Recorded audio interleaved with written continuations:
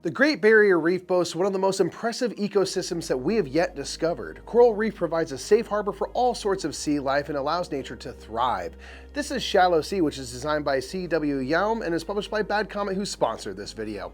Hey everyone, I'm Mike Murphy, the Brothers Murphy, and I'm here with BoardGameGeek.com. Well, I've got some fish and tiles to play, so let's get this game down to the table and go a little more in focus on Shallow Sea. In Shallow Sea, players will be competing to create the best ecosystem possible. This will be accomplished by drafting coral and sea life tiles along with the colorful fish that live among the reef. On a turn, the active player will draft a fish and then either the coral or sea life tile that is paired with that fish. Once you have your fish in your tile, you'll be adding them to your player board. There are many spaces for tiles, and you must place tiles in a space that neighbors a previously placed tile. Coral tiles will want to be surrounded by the matching color fish in order to complete them and flip them. Sea life tiles will be completed by having certain combinations of coral and fish tiles, and when they're completed and flipped, they become more valuable. The fish you drafted will be placed on empty bubble spaces on your board as long as it is adjacent to one of your placed tiles. Now check to see if you've completed any tiles. If a coral tile has the matching color fish on all indicated sides, you'll be able to flip it over and it'll be worth 5, 7, or 9 points at the end of the game. Now take one of the fish used to complete that coral tile and place it on the newly flipped tile to show that it is complete. Note that you can potentially complete several coral tiles by placing one fish, and you can complete these tiles in any order you like. As you complete coral tiles and place completed fish, you may trigger a sea life tiles completion condition. Different sea life tiles will be used from game to game, and they have different rules for completing.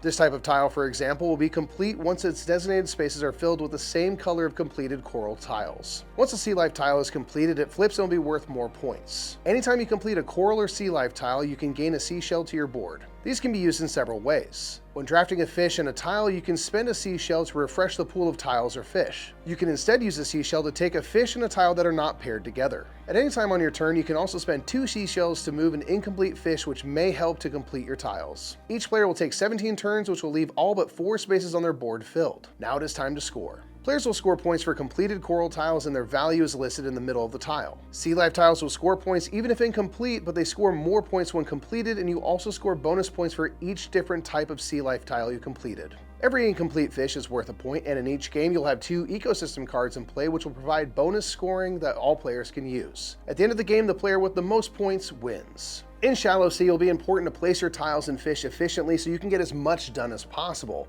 Anytime you place a fish, it could possibly lead to a chain reaction of tiles completing, giving you more seashells and flexibility, and of course, more victory points. And if Shallow Sea seems like a game you'd enjoy, be sure to check out its page at BoardGameGeek.com. And until next time, I'm Mike Murphy. I've been here with Board Game Geek, and we've been going in focus on Shallow Sea. Have a great day.